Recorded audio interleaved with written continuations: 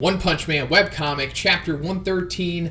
Guys, this is what One Punch Man is all about. I enjoy this chapter so much. So much fun to be had in this one. I also think it's like definitively the best illustrated chapter of the webcomic so far. I mean, one's quality of artwork definitely started to improve around the Psychic Sisters arc and progressively got better after that, but this is like, wow. One is really putting in that work and is really coming to his own as an artist. I mean, if you look at like the first chapter of the webcomic and you look at this one, it's a night and day difference, and I'm really impressed with one. So we're picking up right where 112 left off, with Saitama getting a big reaction out of Flashy Flash after almost like instantly being able to touch him, you know, as per the stipulations of this little training exercise that they're doing right now. And Flashy Flash is kind of acknowledging Saitama more and more, and we're seeing it at the beginning here when he's like, so you were only pretending to be a simpleton. You're actually quite capable, but that was your last chance. And then we see Flashy Flash go into his stance, and I love how this is illustrated. It's like multiple hands flowing, and I like the way that one is like illustrating Flashy Flash's hands. You could tell that he enjoys drawing hands, but the way that he's just going into like a martial artist-esque stance, and as soon as Saitama tries to punch him, he like instantly spins out of it into a move that I guess is called the spinning top slide, and then we see him go into the flowing shadow feet.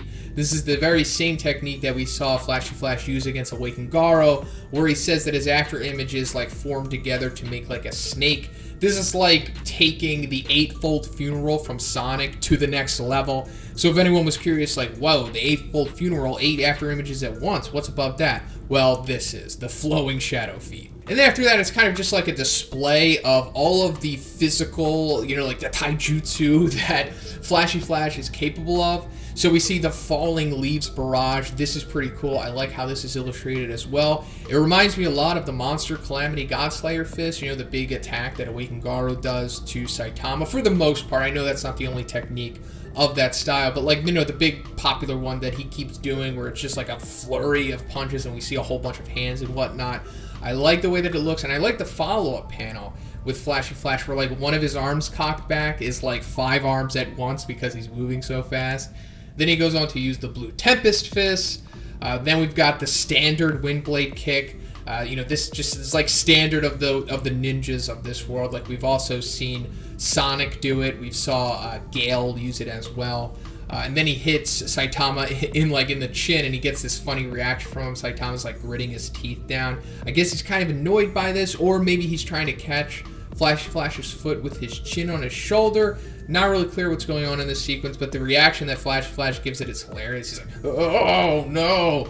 And then he goes on to use the Dragon Thrust Kick. All these moves just seem to be supplementary pretty much. And then we see the Misty Mantle, and this is one of the rare instances of Flashy Flash actually using his cape in combat, so that's interesting. And then the follow-up, the Falling Moon Palm. I like the way this is illustrated too. We see like Flashy Flash rotating his hands, but he's doing it so fast that it looks like it's like 20 hands all moving in a circle at once. And this attack that he's doing is similar to what we saw Garo use against Metal Bat. You know, pretty much the coup de grace that he did against him before the final interaction they had where, like, Metal Bat gets up and he's interrupted by Zenko. You know, the infamous scene where he's holding the bat over Garo's head. So after that, this actually pushes Saitama back a little bit. You know, granted, we know that Saitama isn't really trying in this fight, guys. Do I need to say it? Like, this doesn't mean much. It is a pretty cool exhibition here, but I really wouldn't chalk this up to anything more than just like a Carnage Kabuto or a Suiryu type performance.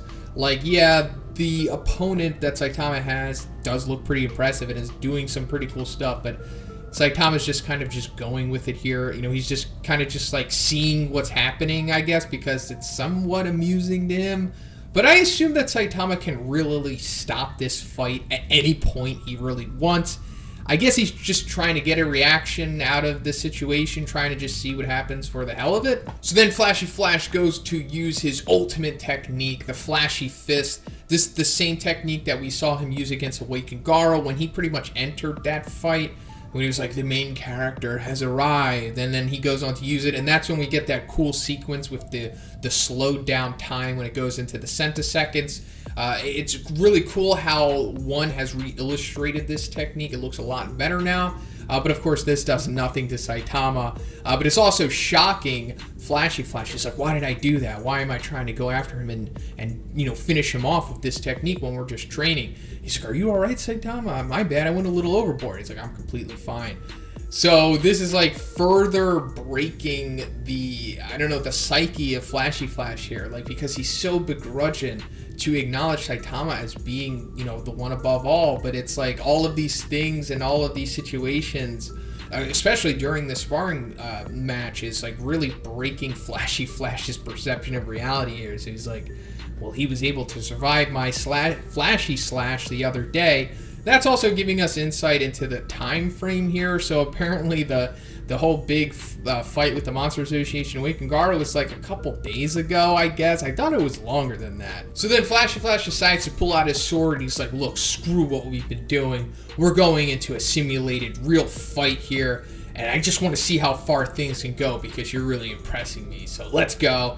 I like it, why not? Let's just see Flashy Flash go all out on Saitama just to prove to not only himself but to us, the readers, that he is no match for Saitama, or we're just, basically seeing what Flashy Flash can do other than going against Awakened Garo, because we didn't get that whole awesome sequence in the webcomic that we got in the manga when Flashy Flash fought Hellfire and Gale. Hellfire and Gale are much different characters in the webcomic, and they're just decapitated instantly by him. So we don't get the awesome chapter 95 and 96 that we got. So I guess this is kind of making up for that, because one really does like Flashy Flash, and he does want to show how cool of a character, how powerful he is. And I think this is like what this chapter is more or less achieving here. But it's also, another S-class hero to discover that Saitama is the one above all, because I assume that the series is going to head to the point of where everyone is aware of Saitama's true power. But after that, it's like we get this really cool chase sequence where Saitama is now going after Flashy Flash and not the other way around. And I love this mix of like comedic value and really cool sequences as well. Like, because when Saitama is on the tail of Flashy Flash, we get this awesome, like, I guess it could be a double page spread where it's just like the reaction of Flashy Flash looking over his shoulder, and he sees Saitama behind him, and he's like super nervous about it. I love this so much. I actually used it in the thumbnail of this video. So then Saitama tries to grab or punch Flashy Flash, but then his cape is just there, and we see that Flashy Flash is already out of the way. He's already crouched on the wall. And a fun little fact here is that this position that we see Flashy Flash in on the wall, like, Spider-Man style, right before he does the Flashy Slash, is the same exact sequence of moves that he does in Chapter 96 before he uses the Flashy Slash on Hellfire and Gale. I thought that was pretty cool how all things are lining up here, even though the two series have two different continuities. So after he does the Flashy Slash to Saitama, he's like, that felt, and then we just cut to Saitama and we see the blade is in his mouth. So I guess Flashy Flash was really trying to kill Saitama here, just because, that's the way that Flashy Flash is. But still, another funny thing here, because this is like the second time that Saitama has broken Flashy Flash's blade. And we already see, like, he's already in debt with the other one. And we also didn't get an explanation as to what this sword is. I don't think it's insta-kill like his original sword, because that one is broken. So I guess he just had a backup sword. But after that, we get into this really cool sequence where the fight continues, and we're seeing more of Flashy Flash's style. He starts throwing shurikens at Saitama, and I think this is the first time Flashy Flash has ever done that in the series. He also throws kunais at him, too. And the only other instance that we see Flashy Flash actually using a kunai, at least to my knowledge, is when he uses it to deflect one of the swords of Hellfire and Gale, like when they both transform into monsters, and they suddenly get that crazy increase in power, and they both simultaneously attack Flashy Flash. We see Flashy Flash deflecting one blade with his sword, over his shoulder from his back, and then in the front of him he has his kunai deflecting, I guess, Gale's attack as well. Pretty cool sequence here, but yeah, just the lore of Flashy Flash. He really doesn't use a lot because he's so overpowered, so he doesn't really ever have to rely to shurikens and kunais and stuff like that the way that Sonic does. So they continue to have this awesome back and forth fight where they're trying to get each other, but it seems like Saitama is trying more at this point, like he's getting more serious because it seems like his speed is picking up. He's starting to wind up behind Flashy Flash, you know, similar to how we saw Genos going behind Sonic, you know, back at the beginning of Season 2.